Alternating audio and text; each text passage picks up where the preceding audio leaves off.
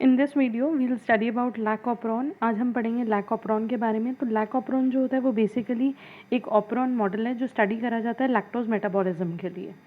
Operon structural genes promoter operator, जब कुछ cluster of jeans साथ में प्रेजेंट होते हैं और वो मिल के कैसे काम करते हैं, कैसे प्रमोटर और ऑपरेटर जो है वो ट्रांसक्रिप्शन ट्रांसलेशन को प्रमोट करते हैं, रेगुलेट करते हैं, और जब ज़रूरत होती है तो उसको ऑफ कर देते हैं। और अगर हम इन जीन्स को स्टडी करें in context to the lactose metabolism के कनेक्शन में अगर हम इसको पढ़ें तो इसको बोलते हैं lac operon. The lac operon is an operon और group of genes with a single promoter. तो ये कुछ ग्रुप ऑफ जीन्स है जो सिर्फ एक ही प्रमोटर इनको कंट्रोल करता है। The genes in the operon encode for proteins. तो ये जो जीन्स है वो कुछ प्रोटीन्स बना रहे हैं which allow the bacteria to use lactose as an energy source. Bacteria जो होते हैं वो नॉर्मली ग्लूकोज को यूज़ करते हैं, ग्लूकोज को मेटाबोलाइज करते हैं टू डिराइव एनर्जी। बट अगर वो लैक्टोज को यूज़ कर रहे हैं, अगर मीडियम में ग्लूकोज एब्सेंट है और इन टर्न लैक्टोज प्रेजेंट है, तो वो यूज़ करेंगे इस ऑपरॉन को। तो वो ऐसे जीन्स यूज़ करेंगे जो लैक्टोज को मेटाबोलाइज कर सके। Escherichia coli grow very well in simple medium containing salts and a carbon source such as glucose. E. coli जो है वो नॉर्मली ग्रो कर सकता है, उसको कुछ ज़्यादा स्पेशलाइज या ज़्यादा डिफरेंशियल मीडिया की ज़रूरत नहीं होती। उसके मीडिया में सिंपल सॉल्ट्स या ग्लूकोज प्रेजेंट होगा तो it can easily survive. But what will happen if instead of glucose, अगर वहाँ पे ग्लूकोज प्रेजेंट ना हो, इंस्टेड ग्लूकोज की जगह कोई और शुगर प्रेजेंट हो या लेट्स से लैक्टोज प्रेजेंट हो, तो क्या होगा? लैक्टोज जो होता है इट इज़ अ डाइसेक्राइड। वो एक डाइसेक्राइड है, वो दो शुगर यूनिट, दो कार्बोहाइड्रेट यूनिट से बना हुआ है which are glucose and galactose. तो अगर मीडियम में लैक्टोज प्रेजेंट है तो E coli will start synthesizing number of enzyme. वो बहुत सारे ऐसे एंजाइम्स बनाने शुरू कर देगा जो कि लैक्टोज को मेटाबोलाइज करें, ब्रेक डाउन करके ग्लूकोज और गैलेक्टोज में कन्वर्ट कर सकें। When lactose is the sole carbon source present in the growth of medium, three different enzymes are synthesized. अगर सिर्फ लैक्टोज ही प्रेजेंट है तो ई कोलाई जो है वो 3 एंजाइम्स बनाएगा। First beta galactosidase, second lactose permease and third transacetylase. Beta galactosidase के दो मेन फंक्शंस होते हैं। फर्स्ट, ये कैटालाइज करता है isomerisation of lactose to allolactose. ये कुछ अमाउंट ऑफ लैक्टोज को कन्वर्ट करता है allolactose which is very important to switch on to induce the lac operon. Lac operon को ऑन करने के लिए एलोलैक्टोज बहुत ज़्यादा इंपॉर्टेंट होता है। The other main function is it break down. ये मेटाबोलाइज करता है लैक्टोज को into 2 component molecules which are glucose and galactose. Next is lactose परमिएज। It is needed for the active transport of lactose. Lactose परमिएज का काम होता है medium में जितना भी लैक्टोज होता है ये उसको लेकर आता है और इन्वायरमेंट से एब्जॉर्ब करता है and it is an active process. That means bacteria has to spend energy to take this lactose and it is done by lactose permease. The third enzyme which has been produced by E coli is transacetylase. वो produce करता है, लेकिन इस enzyme का भी function जो है कि एग्जैक्टली इस एंजाइम का फंक्शन क्या है, this is still a question, it is not yet clear. So the 3 structural jeans involve in the lactose metabolism. तो यहाँ पे 3 स्ट्रक्चरल जीन्स है क्योंकि 3 एंजाइम्स को बनाने के लिए फर्स्ट एंजाइम के लिए दे विल बी 1 जीन जिसको हम बोलते हैं लैक जेड, लैक्टोज परमिएज वाले जीन को बोलते हैं लैक वाई और ट्रांस एसिटाइलेज वाले जीन को बोलते हैं lac A. So there are 3 genes involved in the lactose metabolism and the 3 genes lie adjacent to one another. तो ये जो 3 जीन है स्ट्रक्चरल जीन्स है वो एक साथ प्रेजेंट होते हैं। When lactose is present, अगर लैक्टोज प्रेजेंट है तो 3 structural genes are coordinately induced. Induce का मतलब है ये 3 जीन्स जो हैं वो स्विच ऑन हो जाएंगे, वो ट्रांसक्रिप्शन करना शुरू करेंगे, वो अपना काम करना स्टार्ट कर देंगे।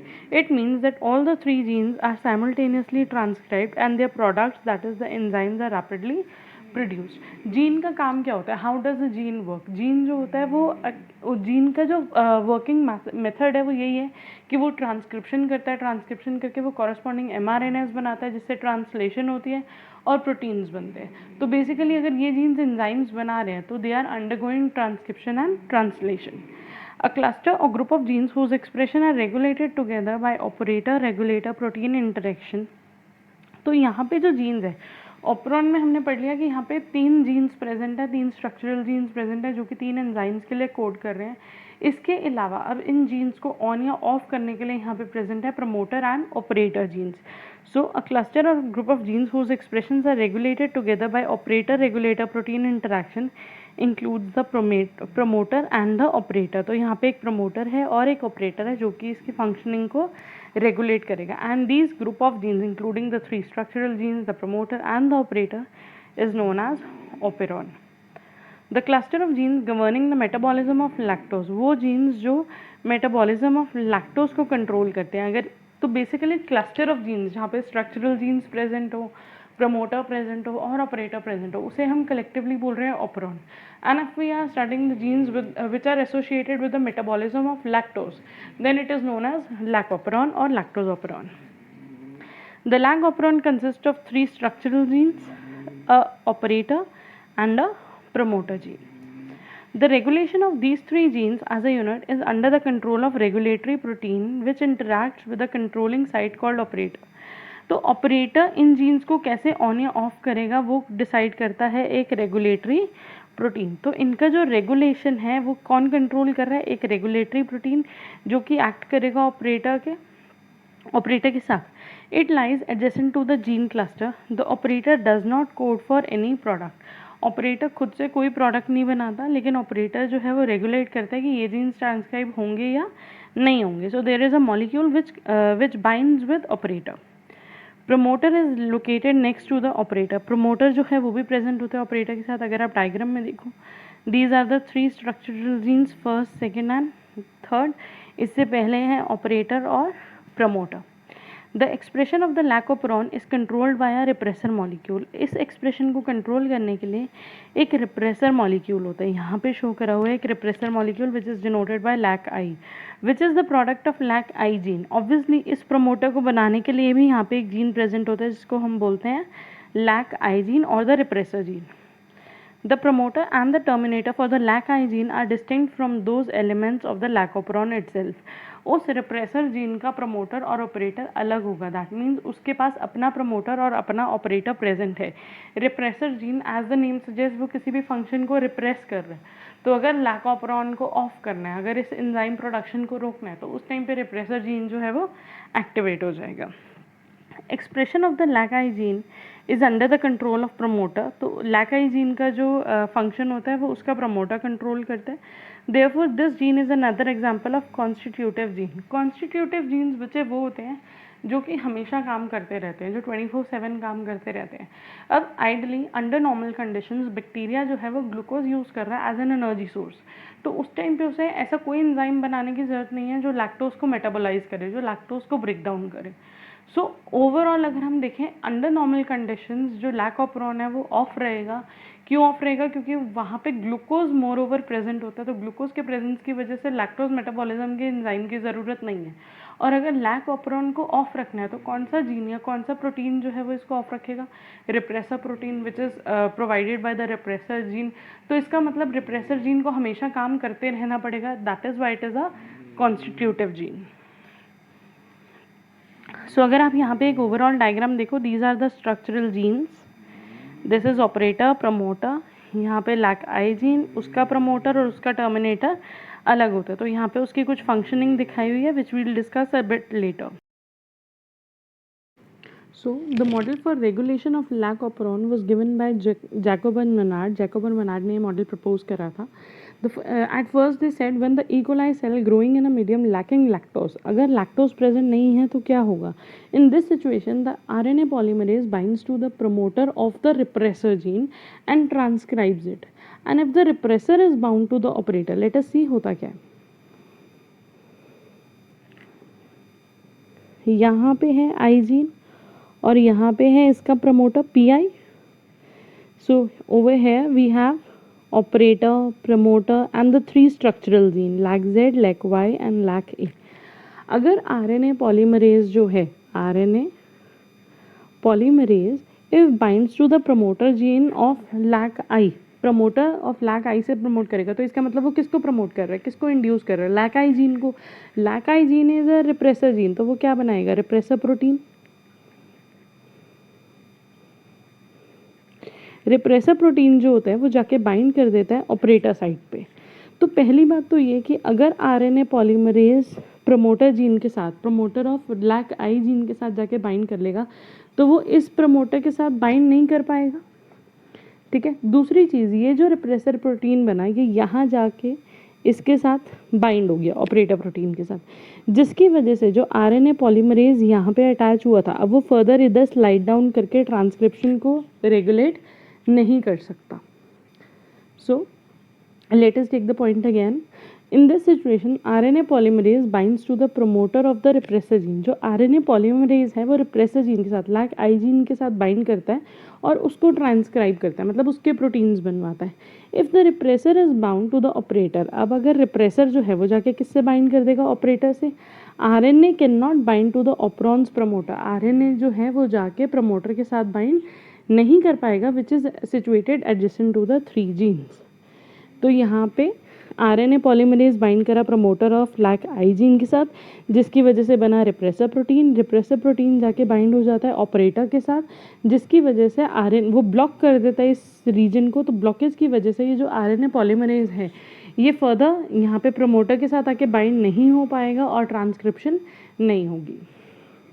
Hence the transcription of the 3 structural genes in the operon cannot occur.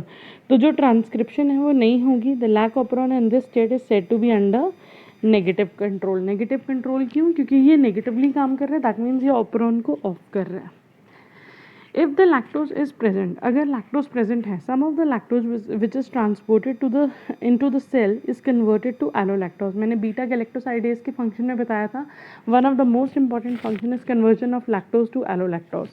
तो कुछ अमाउंट ऑफ लैक्टोज जो है वो कन्वर्ट हो रहा है एलोलैक्टोज में by the existing molecules of beta galactosidase. Cell के अंदर पहले से थोड़े से बीटा गैलेक्टोसाइडेज के एंजाइम्स ऑलरेडी प्रेजेंट हैं, क्योंकि सारे यूज्ड अप नहीं होते और कुछ कुछ बीच बीच में बनते रहते हैं।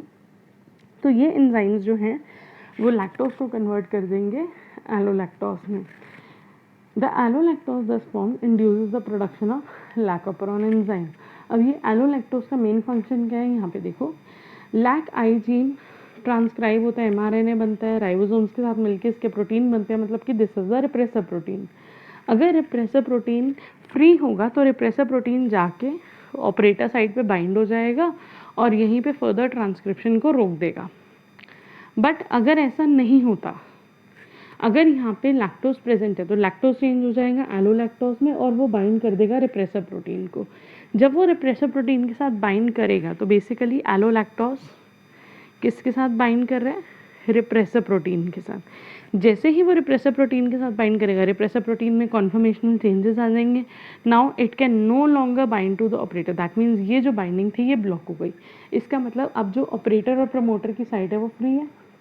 RNA polymerase can slide over है and the transcription will go on. तो इसीलिए यहाँ पे एलोलैक्टोज का इंपॉर्टेंट फंक्शन है, क्योंकि एलोलैक्टोज किसको ब्लॉक कर रहा है? रिप्रेसर प्रोटीन को from binding to the operator gene. So the lactose which is transported in the cell is converted to allolactose by the existing molecule of beta galactosidase. The allolactose thus formed induces the production of lac operon enzyme. यहाँ पे एक बार हम देखते हैं कि beta galactosidase आया कहाँ से। The repressor does not bind and stay at the operator side. हमेशा ऐसा नहीं होता कि रिप्रेसर एक बार जाके ऑपरेटर पे बाइंड हो गया तो बस अब वहाँ पे वो चिपका ही रहेगा, वहाँ पे कॉन्स्टेंटली रहेगा ही नहीं। ये जो बाइंडिंग होती है ये शॉर्ट इंटरवल्स की होती है।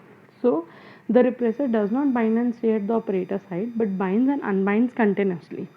That means यहाँ पे था I gene, यहाँ पे था उसका promoter, here we have operator, promoter and the 3 genes Z, Y and A. इधर से जो repressor प्रोटीन बना था वो जाके ऑपरेटर पे बाइंड हुआ था, लेकिन ये ऑपरेटर के साथ बाइंडिंग थोड़ी शॉर्ट लिव्ड होती है।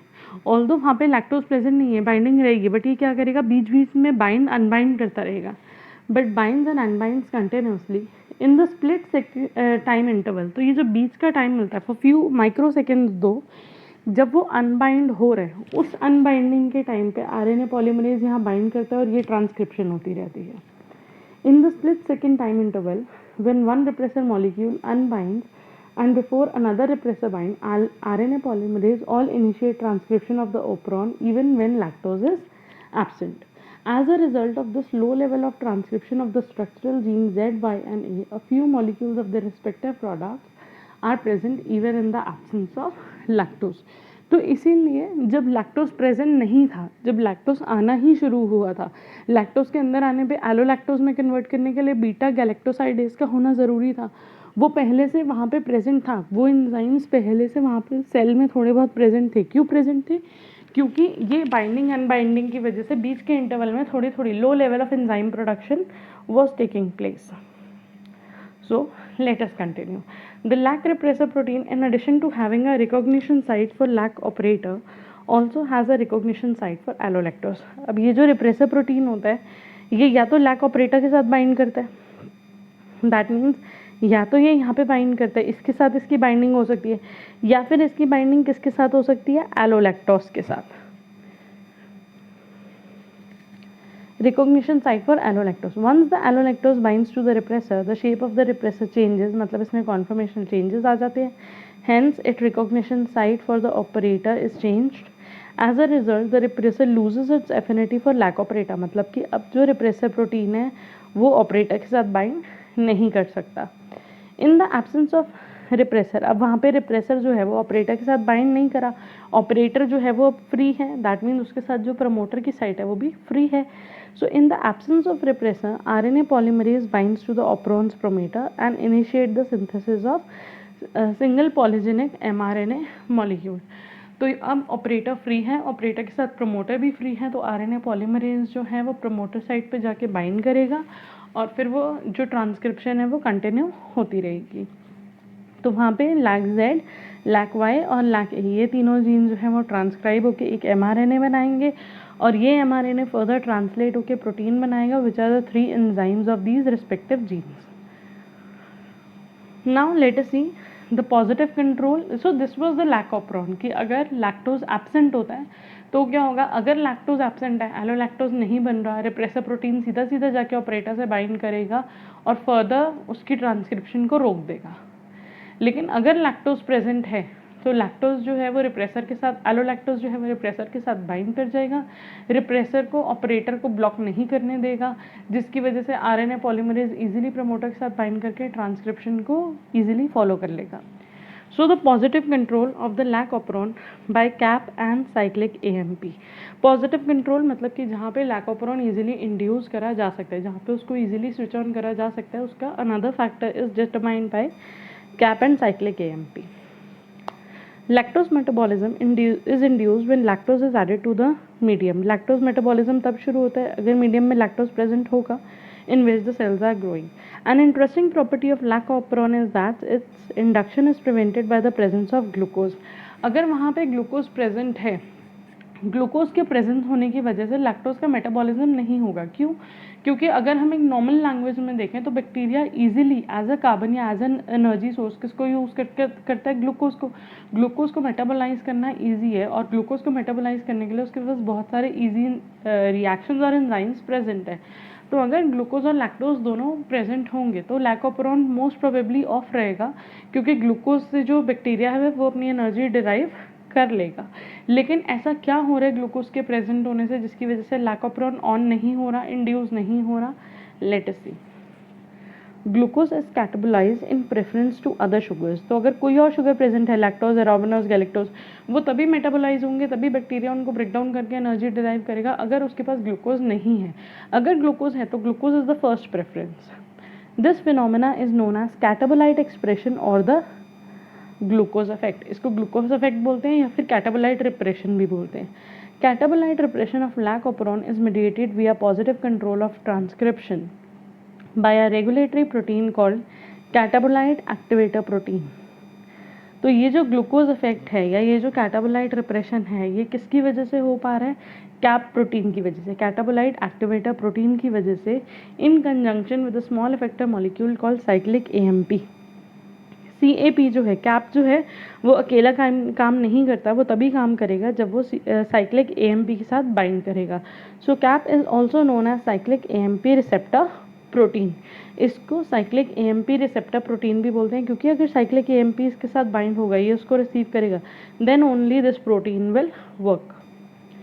The lac promoter actually contain 2 separate bindings.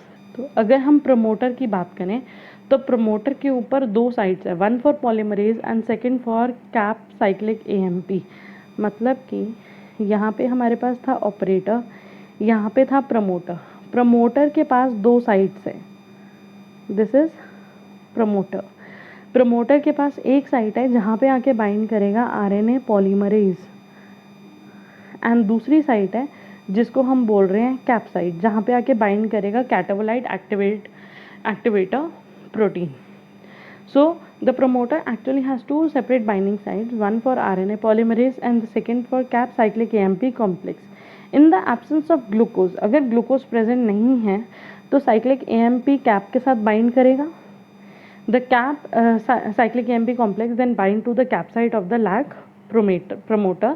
This binding stimulates the binding of RNA polymerase to its binding site at the LAC promoter, leading to transcription. इसका मतलब ये है कि अगर ग्लूकोज प्रेजेंट नहीं है तो उस टाइम पे जो कैप और साइक्लिक AMP का जो कॉम्प्लेक्स है वो आके प्रमोटर पे बाइंड करेगा, और इसकी वजह से RNA पॉलीमरेज की बाइंडिंग को भी वो स्टिमुलेट करता है, मतलब पॉजिटिव इफेक्ट देता है कि अगर यहाँ पे कैप साइक्लिक AMP प्रमोटर की एक साइड पे बाइंड हो गया तो RNA पॉलीमरेज भी बहुत जल्दी और बहुत ईजिली यहाँ पे आके बाइंड हो जाएगा. So this binding stimulates the binding of RNA polymerase to its binding site as LAC promoter, leading to the transcription of the structural gene. The intercellular cyclic AMP concentration is sensitive to the presence of glucose. लेकिन glucose कैसे effect करता है, क्योंकि cyclic AMP की जो concentration है वो effect करती है ग्लूकोज पे. The increase in the level of glucose, अगर सेल के अंदर, अगर मीडियम के अंदर ग्लूकोज ज़्यादा है तो it will cause the cyclic AMP to reduce, तो साइक्लिक AMP की कॉन्सेंट्रेशन कम हो जाएगी. अगर साइक्लिक AMP की कॉन्सेंट्रेशन कम हो जाएगी तो ये कॉम्प्लेक्स इजीली नहीं बनेगा, ये कॉम्प्लेक्स इजीली नहीं बनेगा तो यहाँ बाइंडिंग नहीं होगी और ये ट्रांसक्रिप्शन रुक जाएगी. So the increase in the level of glucose in the E. coli cell causes a loss of cyclic AMP. The presence of sufficient concentration of glucose inhibits the activity of adenyl cyclase, the enzyme that catalyzes the formation of cyclic AMP from ATP. The presence of glucose results in decrease in the intercellular concentration of cyclic AMP, thus lowering the CAMP level 2. This result in reduced rate of transcription. अगर glucose बढ़ता है तो एक enzyme है एडेनाइल cyclase, इसकी concentration कम हो जाती है. एडेनाइल साइक्लेस का काम है ATP को कन्वर्ट करना साइक्लिक AMP. तो अगर ग्लूकोज का लेवल इंक्रीज हुआ, इस एंजाइम का लेवल डिक्रीज हो जाएगा, इस एंजाइम का लेवल डिक्रीज हो जाएगा तो ये रिएक्शन भी डिक्रीज हो जाएगा. दैट मीन्स साइक्लिक AMP जो है वो नहीं बनेगा. अगर साइक्लिक AMP नहीं बनेगा तो कैप और कैप कॉम्प्लेक्स नहीं बन पाएंगे, और कैप और कैम कॉम्प्लेक्स अगर नहीं बनेंगे वो जाके ऑपरेटर प्रमोटर पे बाइंड नहीं होंगे और RNA पॉलीमरेज को स्टिमुलेट नहीं करेंगे.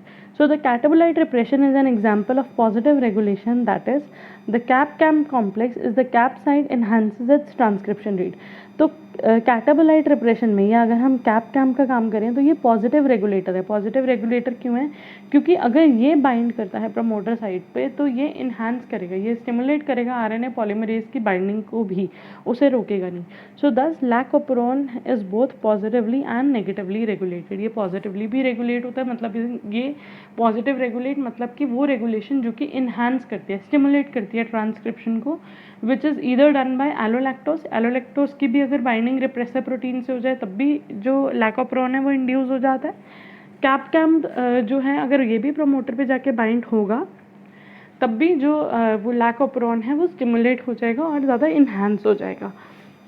और नेगेटिवली रेगुलेटेड का मतलब होता है वो रेगुलेशंस जो इनको, या वो फैक्टर्स जो इनकी फॉर्मेशन को रोकें, जैसे कि रिप्रेसर प्रोटीन. अगर रिप्रेसर प्रोटीन प्रेजेंट होगा और ऑपरेटर से बाइंड करेगा तो ये ट्रांसक्रिप्शन नहीं होगी, या फिर अगर ग्लूकोज ज़्यादा होगा तब भी ये नहीं होगी. So the repressor exerts a negative control and the cap or cam exerts a positive control. तो यहाँ पे डायग्रामेटिक वे में आपको दिखाया हुआ है कि अगर लैक्टोज एब्सेंट है तो रिप्रेसर जो है वो बाइंड करेगा ऑपरेटर के साथ, ऑपरेटर के साथ बाइंड कर लिया रिप्रेसर ने, it gets in RNA polymerase में. अब जो RNA पॉलीमरेज यहाँ पे बाइंड हुआ था वो स्लाइड नहीं कर सकता तो ट्रांसक्रिप्शन नहीं होगी. अगर लैक्टोज प्रेजेंट है तो एलोलैक्टोज जो है वो बाइंड कर जाएगा रिप्रेसर प्रोटीन के साथ, makes it let go of the operator, मतलब कि अब जो रिप्रेसर है वो बाइंड कर चुका है एलोलैक्टोज के साथ, so it will not bind to the operator. Operator free है, यहाँ पे आरएनए पॉलीमरेज इजीली ट्रांसक्राइब कर सकता है. So in the absence of lactose the lac repressor binds to the promoter. जब लैक्टोज नहीं है तो रिप्रेसर प्रोटीन ऑपरेटर के साथ बाइंड कर जाएगा और ये फर्दर ट्रांसक्रिप्शन नहीं होगी. अगर in the presence of lactose, अगर लैक्टोज प्रेजेंट है तो रिप्रेसर जो है वो रिलीज हो जाएगा क्योंकि वो एलोलैक्टोज के साथ बाइंड कर गया. वो ऑपरेटर के साथ बाइंड नहीं करेगा तो आरएनए पॉलीमरेज इजीली यहाँ पे ट्रांसक्रिप्शन कर देगा. अगर कैप कॉम्प्लेक्स है, मतलब कि साइक्लिक एएमपी और कैप का कॉम्प्लेक्स बन गया है, तो वो आके प्रमोटर साइड पे बाइंड करेगा और वो स्टिमुलेट करेगा आरएनए पॉलीमरेज एक्टिविटी को, जिसकी वजह से आरएनए पॉलीमरेज भी यहाँ पे जल्दी जल्दी बाइंड करेगा and more of transcription will takes place. However, even in the absence of CAP-CAM complex, अगर CAP-CAM complex नहीं है, RNA synthesis is blocked when repressor is bound to the operator. अगर even in the presence of cyclic AMP CAP complex, अगर cyclic AMP और CAP bind हुए, ठीक है, तब भी अगर रिप्रेसर फ्री है, लैक्टोज प्रेजेंट नहीं है और रिप्रेसर जो है वो ऑपरेटर के साथ बाइंड हो गया, तब भी ये ट्रांसक्रिप्शन नहीं होगी. So with this we are done with the lac operon and its regulation. Hope आपको समझ में आया हो. Thank you for watching the video.